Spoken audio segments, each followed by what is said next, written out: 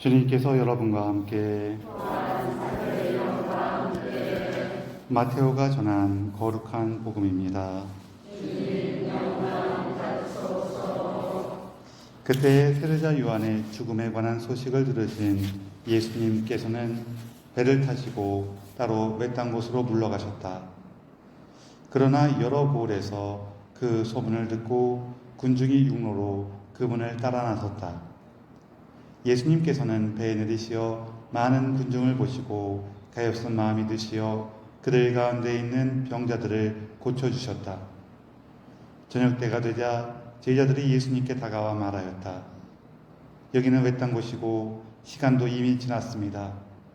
그러니 군중을 돌려보내시어 마을로 가서 스스로 먹을거리를 사게 하십시오.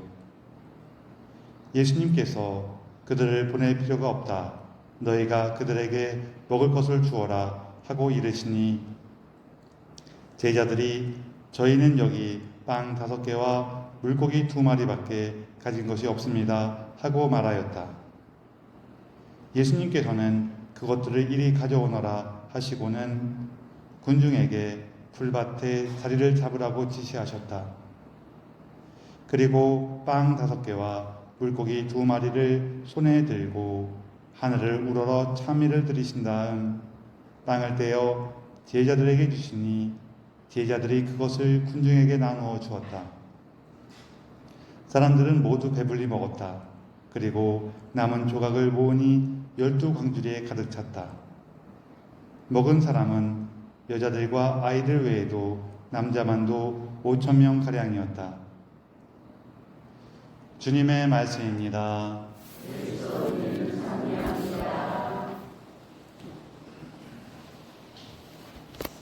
참미 예수님, 서로 인사를 좀 나누세요.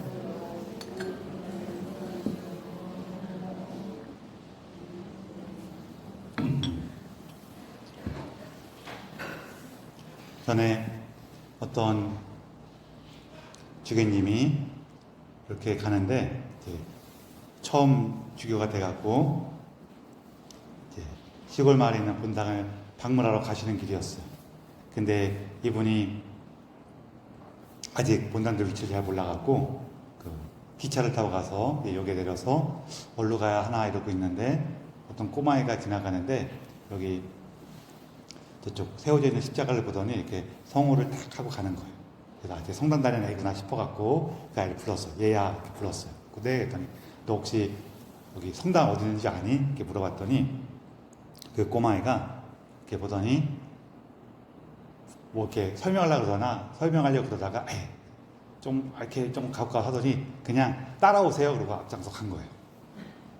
그 주교님이 꼬마애 따라가는데 꼬마애가 중간에 돌아서더니 근데 아저씨는 누구예요? 이렇게 물어보는 거예요.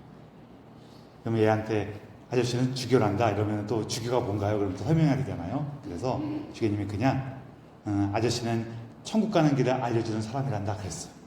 그랬더니 꼬마애가 고개를 갸웃하면서 네? 성당 가는 길도 모르시면서 천국 가는 길을 알려주신다고요? 그냥 이제 이런 재밌는 얘기가 있는데 사실 이 얘기는 원래 오리지널이 있어요. 뭐가 있냐면은 오늘 축일이신 비안네 신부님이 아르스 본당에 처음 갔을 때 이제 성당까지 가는 길을 모르니까 어떻게 할까 그러다가 거기 지나가는 그 양치기 소년 앙뚜안이라고 전해지는 그 앙뚜안이 뭐냐 이제 어떤 이름이냐면은 안토니오예요. 안토니오가 이 프랑스식으로 하면은 앙뚜안인데요. 그래서 저기 그 아이한테 이제 성당 가는 길을 이렇게 물어봐요. 그 아이가 성당 가는 길을 이렇게 알려주거든요.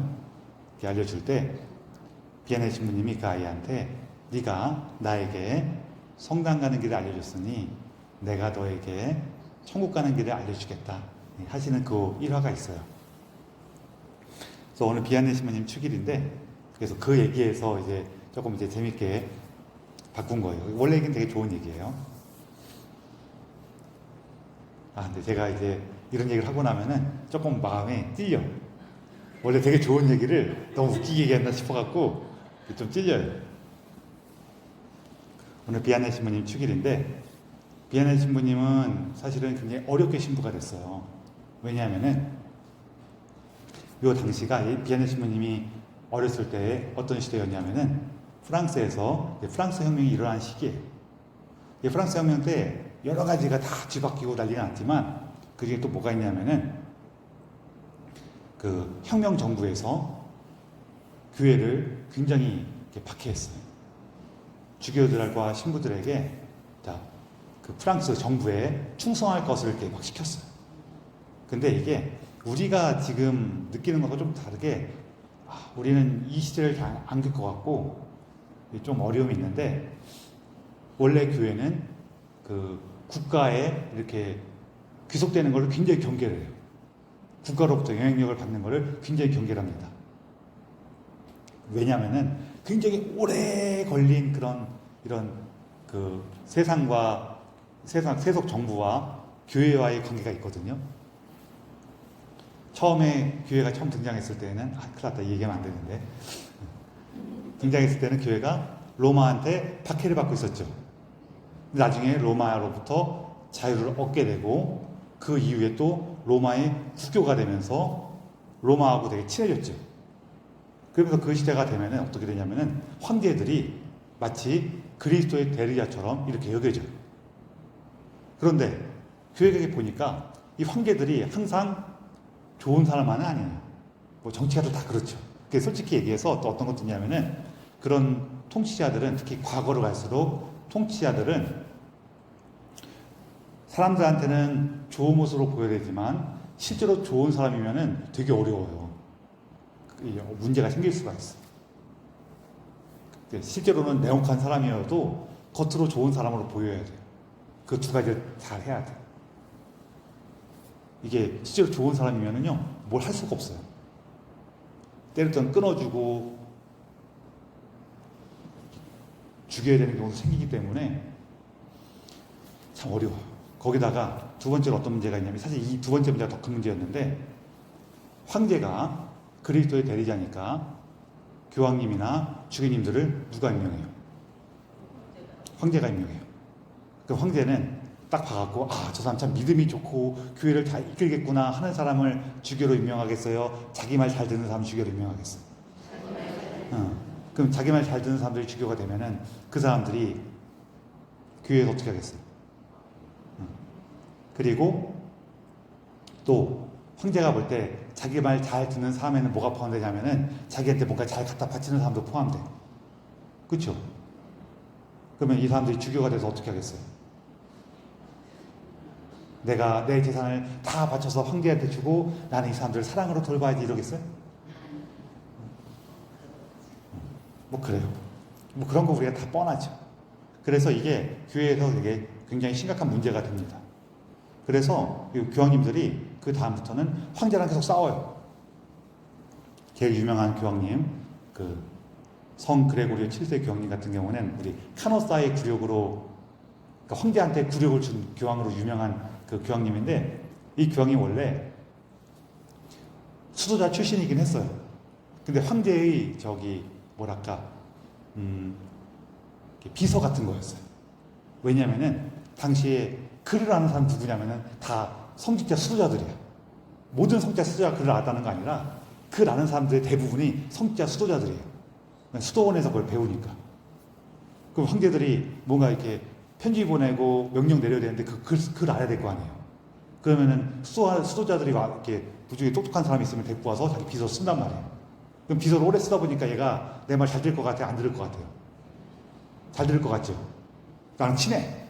그래갖고 교황을 임명했어. 그랬더니 이분이 오랫동안 벼르고 있었던 거예요. 그래갖고 교황님이 되자마자 이제부터는 주교들은 황제가 임명하는 게 아니라 내가 임명할 거야.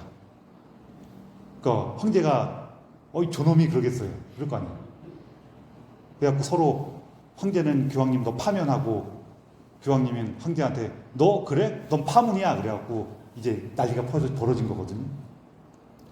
우리 옛날에 그냥 보통 역사에서는 교황님이 이기는 데까지만 주로 나오는데 사실은 나중에는 교황님이 또 져갖고 저기 칠리아로 나폴리로 도망가요. 그래, 그 나폴리에서 계속 돌아가시는데 하여간 그런 일이 막 엎치락뒤치락한 일이 막 벌어져요.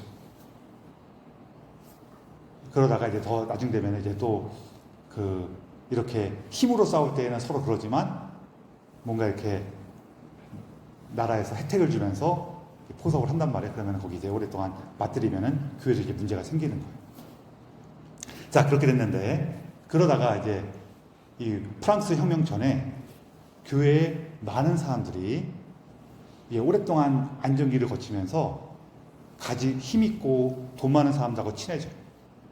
그러면서 교회도 이 사람들을, 백성들을 짓누르는 그런 역할을 많이 하게 돼요. 아니, 시가 지나면 그런 거야. 우리가 너무 상상하기 좋은 거죠. 혹시, 이거 얘기 죄송한데 갑자기.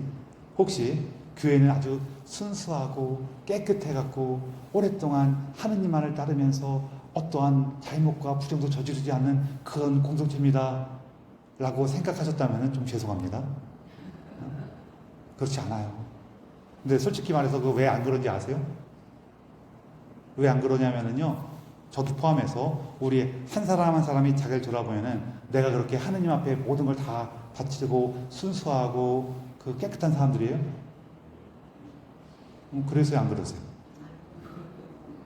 그러신 분이 계시면 축하드립니다. 우리도 부족한 사람들이에요. 그럼 부족한 사람들이 다 모였으면은 그 공동체가 부족하겠어요? 훌륭하겠어요? 부족해요. 그러면은 우리에게 있어서 그래도 훌륭하다고 얘기할 수 있는 건 뭘까요?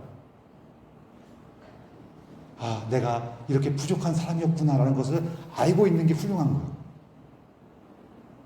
사실은 이거는 사실 소크라테스 때부터 계속 이어지는 거지만 우리 소크라테스가 한 말 중에서 제일 유명한 말이 뭐예요? 너 자신을 알라. 그래서 소크라테스가 그 말 한 이유가 뭐냐면요. 내가 보니까 그때 신탁이 내렸어요. 신이 전해준 얘기가 뭐냐면은 너희들 중에서 소크라테스가 가장 현명하다 그러는 거예요. 소크라테스가 그 얘기를 듣고 내가 도대체 뭐가 현명하지? 하고 느낀 게 뭐냐면은 나는 내가 아무것도 모른다는 걸 아는구나. 그거예요. 그래서 우리가 교회가 항상 내가 많이 부족했는데 이렇게 부족하고 약한 사람인데 하느님께서 당신의 사랑과 자비로 우리를 돌보시는구나. 그것만 기억하는 거예요. 큰일 났다. 원래 여기부터 시작하면 안 되는 얘기였는데 그리고 그거를 오랫동안 우리가 삶이 평온하잖아요. 그럼 그걸 까먹어요. 내가 이런 거 하면 잘하는 거 아닌가? 그래서 내가 이렇게 열심히 하니까 그냥 이렇게 평온한 거 아닌가라고 맨날 까먹는 거. 우리가 항상 하느님의 사랑과 많은 사람들의 도움에 힘입어서 우리 삶이 있는 건데 그냥 삶이 안정하다 보면은 그냥 이 정도 하면 괜찮은 거 아닌가? 이 정도 하면 훌륭한 거 아닌가? 이렇게 늘 까먹어. 그래서 항상 문제가 생기죠. 그래서 이 프랑스 혁명 때쯤이 되면은 물론 안 그런 사람들이 많이 있어요. 좀 이게 약간 많은 설화들 모아서 소설로 쓰여진 글이지만 레 미제라블에 보면은 장발장을 이렇게 돌봐준 주교님 있죠. 촛대 가져가니까 접시까지 주면서 왜 이건 안 가져갔냐고 하면서 했던 그런 분들의 얘기도 있는데 안 그런 사람도 많은 거죠. 그러면서 프랑스 혁명정부 들어서면서 교회도 이렇게 물리쳐야 될 악습이라고 지정을 하면서 주교들과 신부들에게 혁명정부의 충성을 맹세시켜요. 그걸 거부하니까 그 다음부터 이제 박해가 시작되는데 그때 이제 많은 주교님들이나 신부님들이 끌려가서 감옥에 갇히고 혹은 처형당하고 그렇게 돼요. 그리고 공식적으로 성당 내에서 이렇게 미사를 못 봉헌하니까 다 마을에 숨어 들어가서 몰래 미사를 드리고 그런 일이 벌어져요. 여기서 우리가 조금 기억해야 되는 게 어떤 거냐면은 우리가 어떤 집단이나 개인이 부정적인 모습을 가지고 있는 경우가 있거든요. 그런데 그렇다고 해서 그 집단 전체를 다 매도하거나 그 사람 전체를 다 무시하는 거는 우리가 조심해야 돼요. 항상 그런 게 있어요. 쟤들 마음에 안 들어. 쟤네들이 마음에 안 드는 게 아니라 쟤네들이 마음에 안 드는 행동을 한 거죠. 똑같은 것 같아요? 다른 것 같아요? 이건 다른 거예요. 쟤네들이 마음에 안 들어라는 거는 나는 쟤네들의 모든 가능성을 무시한 거예요. 그러나 쟤들도 하느님의 사랑받는 자녀들인데 그 중에 몇 명 행동이 내 마음에 안 드는 거죠. 그렇죠? 가족들도 마찬가지예요. 아우 이 왼수야 내가 왜 너를 만나서 이렇게 괴롭냐? 그러면 어떻게 해야 돼요? 이 왼수를 물리쳐야 돼요. 근데 이 사람도 나름대로 자기 삶을 살고 뭐 좋은 점도 있고 안 좋은 점도 있고 약한 점도 있고 잘하는 것도 있고 하는 사람인데 이런 건 내 마음에 안 들어. 그거는 뭐 그럴 수 있는 거죠. 아니에요? 그런 거를 우리가 좀 넓게 생각해 주면 좋아요. 그래서 이 비아네 신부님이 어릴 때가 그런 때예요. 그러니까 이분은 그런 상황에서도 그렇게 몰래 숨어서 미사드리는 신부님들, 또 그 권력에 굴복하지 않고 기꺼이 처형당하는 신부님들을 굉장히 영웅으로 보고 크신 거예요. 그렇게 크셔갖고 이분이 나중에는 그 이제 신부가 되려고 그러셨는데 그때는 또 나폴레옹 시대여갖고 모든 젊은이들은 다 군대에 끌려갈 때예요. 하고 전쟁터에 끌려가다가 이제 나폴레옹 말기가 되면은 이렇게 군인들을 잘 대해줄 수가 없어요. 사실 군인들한테 제일 중요한 게 뭘 것 같아요? 먹을 걸 제때 줘야 돼요. 근데 먹을 것도 제대로 안 나와. 그러니까 막 탈영병이 많이 생겼는데 이 신부님, 비아네 신부님도 이 뭐 관리가 안 되고 있으니까 거기다 나 참 죽이러 끌려가는 거니까 이게 안 돼가 싶어서 중간에 도망갔어요. 숨어 지내시다가 나폴레옹이 나중에 도저히 탈영병이 너무 많아서 안 되니까 탈영병들 다 사면시켜줘요. 그때서야 제대로 신학교에 들어와서 과정을 거칠 수가 있었는데 근데 이분이 어릴 때부터 농사 짓고 살다 보니까 이 글을 잘 몰랐어요. 그래갖고 신학교에서 굉장히 어려움을 겪다가 이 신부님을 굉장히 이렇게 지지해주고 후원해줬던 본당 신부님이 주교님한테 이 신부가 학식은 부족하지만 믿음이 출중하고 따뜻한 그 성품이 있습니다 해갖고 신부가 돼요. 그래서 그 다른 곳에 갔다 이제 아르스로 파견되는데 아르스는 좀 전에 얘기했던 것처럼 막 나라가 뒤집히고 막 그런 분위기라 그랬죠. 그러다 보니까 사람들이 교회에 대해서 믿음에 대해서 아무런 관심이 없어요. 거기에서 이 신부님이 자기가 생각한 것보다 처참했지만 정말로 그 정말 감자만 먹고 살면서 성당에서 와갖고 아무도 없는 성당에서 계속 기도하시고 그리고 제가 여러분들이 제가 뵐 때마다 얼마나 감사한지 몰라요. 이 신부님은 이제 딱 왔는데 사람이 아무도 없는 거예요. 그래서 어떻게 해요? 혼자 기도하시는 거죠. 근데 저는 딱 오면은 저보다 여러분이 먼저 와서 기도하고 계셔요. 그럼 제가 얼마나 고맙겠어요. 그렇게 살고 있습니다. 어쨌거나 하여간 감사하다고요. 그렇게 지내시고 그리고 이분이 지금 마을 사람들이 그래갖고 저 신부가 혼자 뭐하나 이렇게 봤더니 하루 종일 성당에서 기도하는 거예요. 그래서 그 모습을 보고 한 명씩 두 명씩 성당에 오기 시작해요. 그리고 이분이 계속 고해성사를 줄 때마다 그 고해성사 안에서 사람들에게 정말 그 마음까지 헤아려주는 그런 모습을 계속 보여주세요. 그래도 말 안 듣는 사람들 계속 말을 안 들어갔고 나중에는 신부님 방에 몰래 들어가서 신부님 침대를 불태워버려요. 그래서 신부님이 사람들한테 이제 위트 있게 뭐라고 하시냐면은 여러분은 침대라도 하나씩 다 있는데 저는 이제 침대까지도 없으니까 이 중에서 제가 제일 가난한 사람이 됐습니다. 그러셨어요.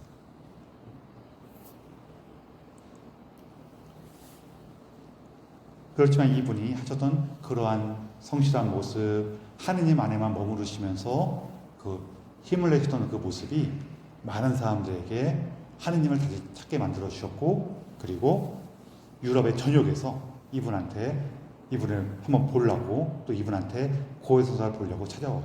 그리고 나중에는 정말 밥 먹을 틈, 잠잘 틈, 쉴 틈도 없이 그냥 고해소에서 계속 고해성사 주시다가 탈천에 쓰러질 지경이 될 정도도 있었어요. 그렇게까지 생활하셔서 많은 사람들에게 그 힘이 되어 주셨습니다.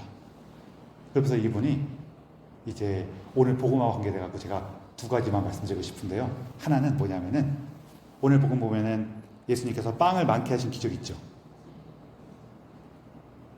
빵 5개와 물고기 2마리로 많은 사람을 먹인 5,000명, 남자만도 있죠. 5,000명을 먹이신 기적인데 사실 여기에 대해서 뭐 전에도 한번 얘기했지만 여러 가지 얘기가 있어요.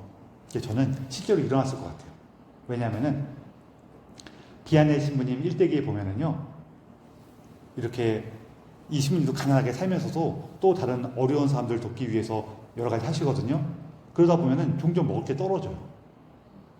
뭐 어떻게 하시냐면은 이 비아네 신부님이 그냥 미랄 몇 개 가지고 기도하시니까 그게 이렇게 늘어나거나, 우리로 치면은 국을 끓이는데 수제비가 우리가 20명이 있는데 저기 밀가루 반죽이 한 조각밖에 없어. 그리고 그걸 놓더니 20명이 먹고도 나올 만큼 수제비가 생겨. 그런 일들이 있었어요. 그러면은 비아네 신부님을 통해서도 그런 기적을 일으키신 하느님께서 예수님하고는 하셨겠어요? 안 하셨겠어요? 하시겠죠. 그래서 저는 실제로 있었을 것 같아요. 또 비아네 신부님도 그런 기적들이 일어났어요. 그리고 또 하나는 비아네 신부님께서는 사실 오늘 이 예수님께서 빵을 많게 하신 이 기적은 뭐냐면요, 성취에 대한 얘기를 하는 거예요. 사람들은 먹을 것을 걱정하고 우리 가진 것이 얼마 안 되는데 이걸로 우리에게 충분할까? 충분할까라는 건 단순히 입에 넣고 배를 불리기 위한 게 아니라 우리 삶에 충분할까? 이거를 걱정하는데, 예수님께서 우리에게 가르쳐 주시는 건 뭐예요? 우리의 삶에 진정으로 생명을 주고 우리를 살게 하는 것은 그 눈에 보이는 빵이 아니라 하느님의 사랑이다. 그리고 그 사랑의 결정체를 우리가 뭘 통해서 만나요? 성체를 통해서 만난다. 그거를 보여주시는 기적이거든요. 표징이거든요. 비아네 신부님께서도 성체를 엄청 강조하셨어요. 우리에게 정말로 생명을 주고 우리를 살리는 것은 하느님의 사랑이라고. 그리고 그 사랑이 담겨있는 성체라는 것을 기억하시라고.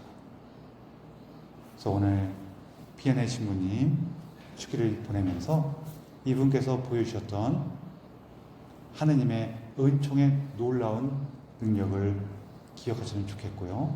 또 하나는 이분께서 우리에게 그렇게 전해주고 싶으셨던 성체 안에 담겨있는 하느님의 그 사랑, 예수님의 그 자비와 따뜻한 마음을 우리가 품고 살아갈 수 있는 그 은총의 정구를 청했으면 좋겠습니다.